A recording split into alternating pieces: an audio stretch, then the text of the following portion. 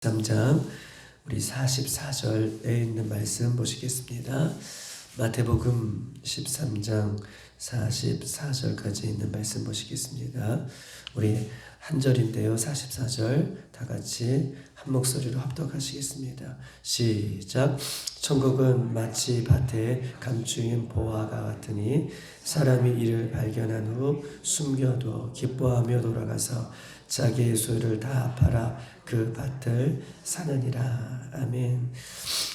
우리가 어저께는 이 겨자씨와 이 누룩에 대한 말씀을 37절로 33절까지 보았고, 그 전에는 우리가 보았듯이 곡식과 가라지에 대한 비유를 우리가 그 전에 먼저 보았어요. 그리고 곡식과 가라지에 대한 비유에 대한 이 비유가 어떤 뜻인지에 대해서 35절로 우리 43절까지의 말씀을 우리가 곡식과 가라지에 대한 비유에 대한 설명으로 우리가 같이 보았고, 우리가 어저께는 우리가 겨자씨와 누룩에 대한 말씀을 보았고, 오늘은 이 44절 이 천국에 대한 말씀, 밭에 감추인 보화에 대한 말씀을 오늘부터 우리가 이렇게 볼 것입니다.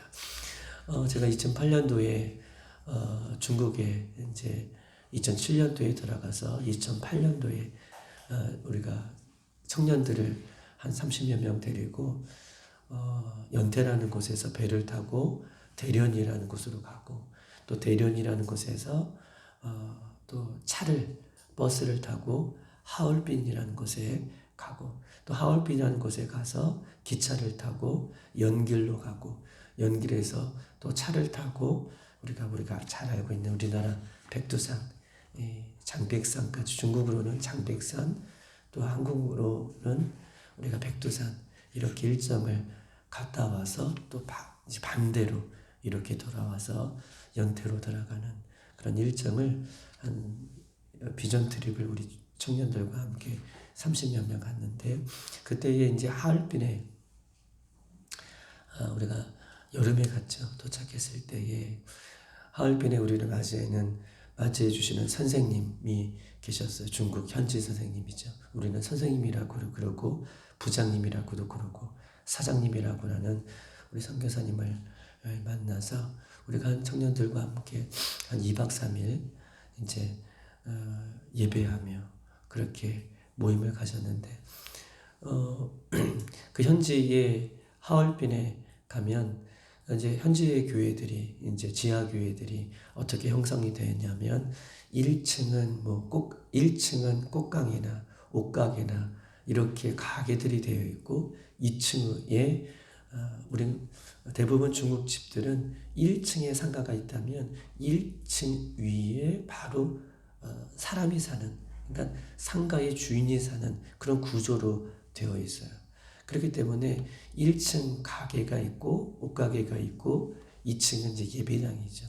이제 주인집을 이제 옷가게로 또 위장을 하고, 그 다음에 2층은 예배당으로 이렇게 되어 있어요. 그래서 청년들이 이제 차에서 내리면 뭐 한 10분 간격으로 몰래 한 사람씩 옷가게를 들어가지만, 옷가게 위에 연결되어 있는 그 예배당에서 예배하고, 그리고 2박 3일 일정을 이렇게 돌아다니면서 다 마친 이후에 우리가 이제 연길 쪽으로 갔는데, 그 연길 쪽에 갔을 때에 그 선생님한테 연락 왔는데, 우리가 가자마자 꽁하니 그 선교사님을 기다리고 있다가 이제 일행들, 우리 한국 사람들이니까 일행들이 가자마자 그 현지에 있는 선생님을 잡아서 조사했다라고 이렇게 얘기할 때에, 다 이렇게 보고 있는 상황 가운데에 우리가 예배하고 몰래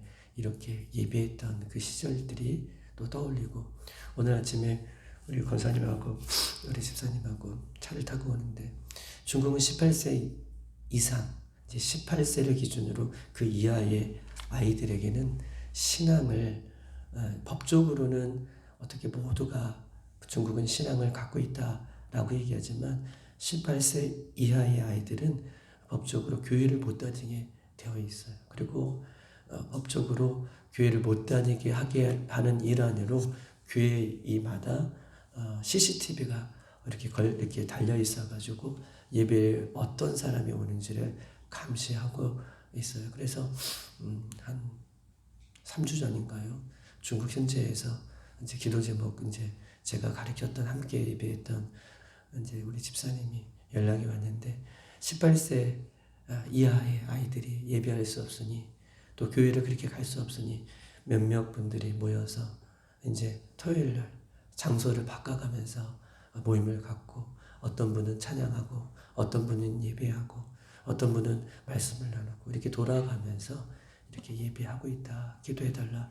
이렇게 소식이 와서 기도하는 중에 우리는 얼마나 마음껏 예배할 수 있고 우리는 마음껏 기도할 수 있고 마음껏 찬양할 수 있는 이런 공간이 있고 이런 예배당이 있고 이런 모임이 있다는 것이 우리는 우리가 안에 들어와서 보기 때문에 이것이 얼마나 귀한지 우리는 때로는 피부적으로 잘 느끼지 못할 때가 있겠지만 그러나 이렇게 마음껏 예배할 수 있고 마음껏 찬양할 수 있고 마음껏 기도할 수 있는 것이 정말 행복 중에 행복이고 귀한 은혜인 것임을 다시 한번 이 아침에 바라봅니다. 우리는 예수님 다시 오실 때에 영원히 들어가게 되는 그 천국에 대한 부분을 이 마태복음 13장은 계속해서 우리에게 말씀하고 있어요. 천국의 비유를 통해서 천국이 얼마나 오묘한지, 천국이 얼마나 깊은지, 천국이 얼마나 가고 싶은 곳인지 우리가 계속해서 이 13장을 통해서 배우게 있는 동시에 또한 이 13장을 통해서 알 수 있는 것은 천국은 멀리 떨어져 있는 것이 아니라 우리의 삶 가운데에 연결되어 있다. 13장의 이 천국장을 계속해서 보면서 천국은 우리가 영원한 예수님 다시 오실 때에 입성해야 할 새 예루살렘과 새 땅, 새 하늘 그곳이지만 그러나 이 예수님 당시에 천국을 얘기하면서 멀리 있는 그 나라도 얘기하지만 결국 내가 내 삶 가운데 천국을 어떻게 살아가느냐, 천국을 어떻게 내가 맞이하고 있느냐, 즉 천국이 내 삶 가운데부터 시작해서 천국은 영원한 그 나라를 확장해 나가는 그런 모습으로 천국에 대한 부분을 이야기하고 있다는 것이죠. 천국이 멀리 떨어져 있는 것 같지만 천국의 시작은 마태복음 13장의 이 천국 장들을 보면 예수님의 비유를 통해서 보면 천국은 내 삶 가운데부터 시작되어서 확장해 나가는 영원한 그 나라까지 확장해 나가는 그런 모습으로 천국은 우리에게 이 13장을 통해서 계속해서 이야기를 하고 있는 것입니다. 우리는 이 천국에 대해서 13장의 말씀을 통해서 우리가 4가지의 밭을 보았어요. 그리고 곡식과 가라지에 대한 비유도 우리가 보았고 우리가 어저께 겨자씨 하늘과 이 누룩에 대한 부분들을 보았다면 지금까지는 이 3가지의 비유가 천국에 대한 본질이 무엇인가? 천국은 어떤 것인가? 천국에 대한 본질을 말하고 있다면 오늘 이 마태복음 13장 44절에는 그 천국을 우리가 어떻게 들어갈 것인가? 천국은 어떻게 우리가 들어갈 수 있는가에 대한 방법을 오늘 이 천국에 대한 제시를 이야기를 하고 있는 것입니다. 우리 한번 44절 다 같이 한번 말씀을 보시겠습니다. 시작. 천국은 마치 밭에 감추인 보화와 같으니 사람이 이를 발견한 후 숨겨두고 기뻐하며 돌아가서 자기의 소유를 다 팔아 그 밭을 사느니라. 아멘. 2000년 이 당시에 이 예수님께서 이 비유를 왜 하셨는지에 대한 배경을 우리가 좀 알고 있겠지만 다시 여러분에게 설명을 드립니다. 이 천국은 마치 밭에 감추인 보화가 같다라고 예수님 당시에 말씀해 주실 당시의 배경은 그때 당시에는 은행도 없고 또 지금처럼 뭐 금고도 없어서 가장 사람들이 재물과 보화를 보관하는 장소가 땅에 묻는 거였어요. 땅 속에 아무도 모르게 땅 속에 묻어두면 항아리 속에 묻어두면 전쟁이 일어나고 난리가 나더라도 땅속 어딘가에 나만은 아는 장소에 묻어두었기 때문에 전쟁이 일어나고 난리가 나도 어떻게 해요? 안전하게 보관할 수 있었던 것이 이 당시의 문화예요. 그런데 전쟁이 일어나서 그 땅속에 묻어놓은 그 주인이, 그 주인만 알고 있는 그 주인이 죽거나 아니면 난리가 나서 그 마을 사람들이 모두 쫓겨날 때에, 그런데 그 땅 속에 묻어놓은 보물의 주인이 너무나 구두쇠여서 자기 아내에게도 또 자식들에게도 또 며느리들에게도 어떤 사람에게도 알리지 않고 갑자기 쫓겨나거나 죽었을 때에 그 땅 속에 묻어놓은 보물과 이 재물은 영원히 어떻게 해요? 땅 속에 숨겨져 있는 거예요. 그러면서 시간이 지나죠. 1, 2년이 지나는 것이 아니라 100년, 200년 수많은 세월들이 지나가면서 땅의 주인이 계속해서 바뀌었을 거예요. 땅의 주인이 계속해서 바뀌다가 어느 날 농부가 그 땅에서 열심히 어떻게 해요? 농사를 짓다가 우연하게 그 보물을 발견해요. 그런데 그 당시의 문화는 그 보물을 발견한 사람이 자기의 것이라고 주장할 수 있는 것이 되었어요. 권리를 가질 수 있었어요. 그런데 그 땅에 주인이 따로 있고 농사 짓는 사람이 뭐 소작농처럼 이렇게 농사를 지으면 그 보물은 땅 주인이 반, 어떻게 해요? 발견한 사람 반. 이것이 법적인 거예요. 그럼에도 불구하고 땅에 농사를 지었던 보물을 발견한 사람이 이것을 자기가 가져야겠다라고 하는 마음은 죄된 마음이 아니에요. 그래서 자기가 그 보물을 발견하고 자기의 재산을 모두 팔아 땅을 내 것으로 삼고 그 보물도 내 것으로 삼는 것은 아무런 문제가 되지 않는 그 예수님 당시의 모습인 것을 성경은 이 배경을 갖고 있는 것입니다. 그러면서 오늘 본문의 이 배경을 갖고 우리에게 이야기하고 있는 것이죠. 천국은 어떻게 소유하는 것인가? 또한 천국은 어떻게 우리가 얻을 수 있는 것인가? 천국은 오늘 본문에 보면 마치 밭에 감추인 보화와 같다. 밭에 감추어진 보화와 같다. 이 말은 두 가지 뜻이 있어요. 밭에 감추어진 보화가 같다. 보화인데 그 보화가 밭에 감추어졌다라고 말씀하고 계셔요. 감추어졌다라고 하는 것이 힌트죠. 감추어졌다라고 하는 것은 어떤 사람에게는 그것이 발견되어지고, 감추어졌다는 것은 어떤 사람에게는 숨겨졌다는 뜻이에요. 천국은 어떤 사람에게는 발견되어지고 어떤 사람에게는 숨김이 된다. 그래서 감춰졌다라고 하는 뜻으로 예수님 제자들에게 이렇게 천국을 이야기하고 있는 것입니다. 자기 밭의 보화를 발견하지 못하는 사람. 이 사람은 어떤 사람입니까? 수백 번, 수천 번 이 밭을 왔다 갔다 함에도 불구하고 그 숨겨진 보화가 보화인 줄 모르고 지나다니는 사람이 있어요. 숨겨진 보화가 있음에도 불구하고 그것이 보화인지 모르고 밤만 왔다 갔다 하는 사람은 보화를 보아도 보화를 발견할 수 없어요. 또한 보화가 있다는 사실조차 모르는 사람은 보화를 발견할 수 없는 것이죠. 천국에 대해서 들어도, 천국이 있다는 말을 하더라도, 천국이 있다는 수많은 이야기를 들어도 천국에 대한 가치를 모르는 사람은 들어도 천국을 몰라요. 천국이 있다고 성경을 알려줘도 보아도 천국을 발견할 수 없는 사람이죠. 그런데 어떤 사람이 천국을 발견합니까? 천국을 발견하는 사람은 어떤 사람이냐? 자신에게 주어진 삶을 최선을 다해 살아가는 그 사람에게 천국이 발견되어지는데, 그 사람은 자기의 모든 소유를 다 팔아도 천국의 가치만큼 못하다. 즉 천국의 가치를 아는 사람만이 자기 모든 소유를 다 팔아 천국을 얻는 사람인 것임을 성경은 오늘 본문 속에서 우리에게 말씀을 하고 있는 거예요. 천국이 얼마나 귀한지를 아는 사람만이 천국을 발견하고, 천국이 얼마나 어떻게 해요? 얼마나 놀라운 곳인지를 아는 사람만이 천국을 발견할 수 있다라고 본문은 우리에게 이야기하고 있는 것입니다. 주일날 많은 성도들이 함께 이렇게 예배를 합니다.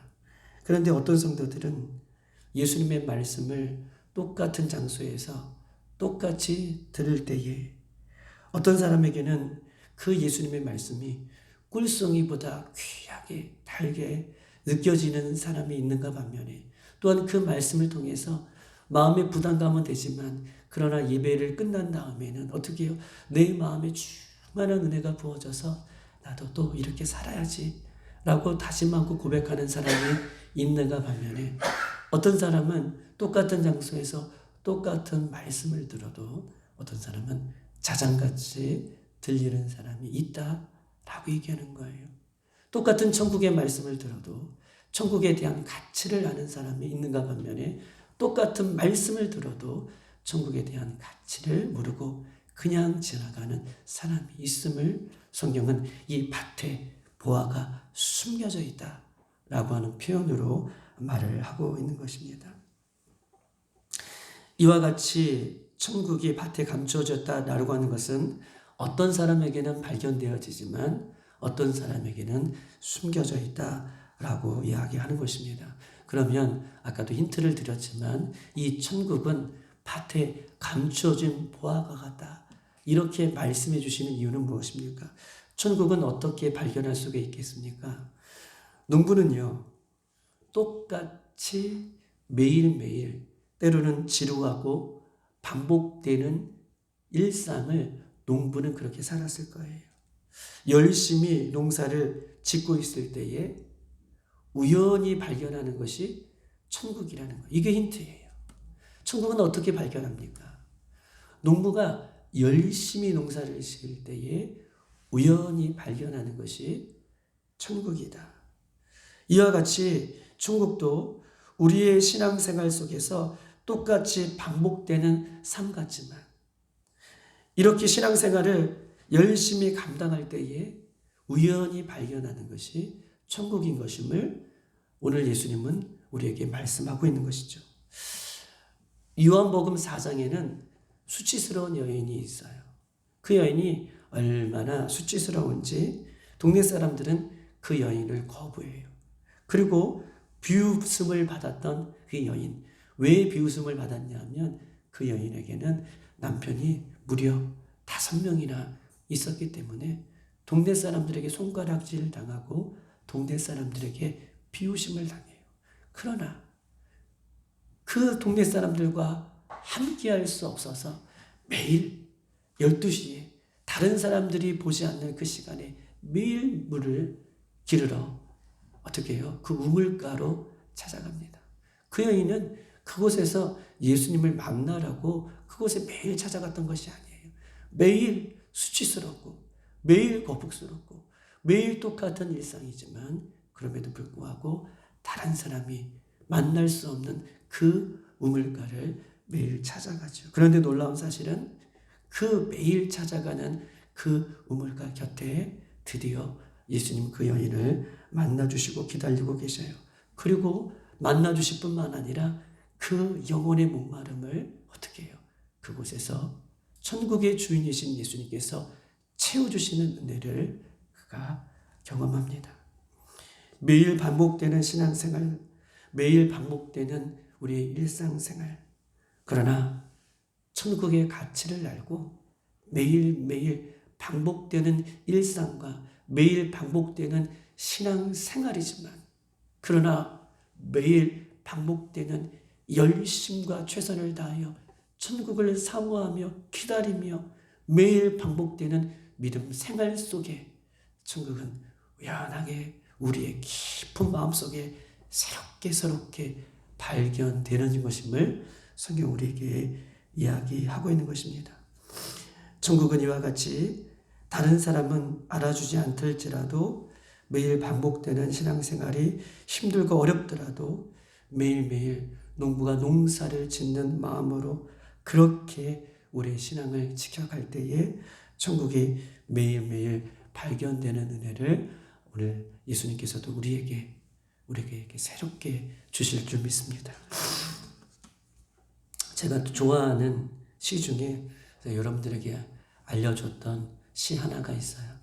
시의 제목은 여러분 가서 한번 찾아보세요. 대추 한 알이라고 하는 시 제목이에요. 대추 한 알. 예전에 설교 시간에 말씀드렸던 이 대추 한 알 이 말씀을 드립니다. 이렇게 써 있어요. 저게 저렇게 붉어질 리는 없다. 저것은 대추를 얘기하는 거예요. 저게 저렇게 붉어질 리가 없다. 저 안에 태풍 몇 개, 저 안에 천둥 몇 개, 저 안에 벼락 몇 개, 저 안에 번개 몇 개가 들어있어서 저렇게 붉게 익히는 거겠다. 저게 혼자서 둥글리는 없다. 저것은 대추죠. 저 안에 무서리 내리는 몇 밤, 저 안에 땡볕 두어 달, 저 안에 초송달 몇 달이 들어서 둥글게 만드는 게 것이다. 대추야, 너는 세상과 통하구나. 여러분, 대추가 얼마나 어떻게 보면은 과일 중에서 연약한 존재예요. 그런데 이 대추가 아주 귀하다라고 시인은 값지다라고 시인은 이렇게 이야기하고 있는 것이죠. 왜냐하면 대추가 얼마나 귀한지를 조목조목 지금 이야기하고 있는 것입니다. 붉게 익는 것이란 얼마나 장구한 시간을 이 대추가 참아냈는지, 천둥과 태풍과 벼락과 번개를 비명 하나 없이 견뎌내어서 대추가 그렇게 붉어졌을 것이다 라고 시인은 보고 있었어요. 또 대추의 모양이 이렇게 둥그러진 이유는 그냥 둥그러진 것이 아니라, 누가 재촉해서 그렇게 빨리 둥그러진 것이 아니라 차가운 서리를 맞아냈고 뜨거운 태양볕을 견뎌냈고 초송달을 매일 꿀꺽꿀꺽 먹었기 때문에 그 대추가 동그랗게 바뀌었다라고 이렇게 이야기하고 있는 것이죠. 우리는 천국의 주인 되신 예수님이 다시 오셔서 우리 빌라델비아의 모든 성도들을 보실 때에 참 대단하구나, 참 예쁘게 익었구나, 참 둥글둥글하구나, 착하고 충성된 종아, 나와 천국 잔치에 함께 참여하자. 매일매일 이렇게 붉게 익어가며 매일매일 예수님과 둥글게 이렇게 익어가는 우리 모든 성도들이 되기를 주님의 이름으로 축복합니다. 때로는 천국 천둥과 같은 시련이 우리의 삶 가운데 오더라도, 때로는 땡볕 같은 뜨거움이 나를 힘들게 할지라도 예수님이 잘 익었구나 라고 하는 이 칭찬을 들을 그날을 바라보며 매일매일 천국을 내 삶 가운데에 발견하고 천국의 가치가 얼마나 귀한지를 발견하고 살아가는 저와 여러분 되시기를 주의 이름으로 축복합니다. 이 시간 다 같이 한번 기도하도록 하겠습니다. 오늘 본문은 이렇게 써 있습니다. 천국은 마치 밭에 감추인 보화 같으니 사람이 이를 발견한 후에 숨겨두고 기뻐하며 돌아가서 자기의 소유를 다 팔아 그 밭을 사느니라 라고 말씀하고 있는 것입니다.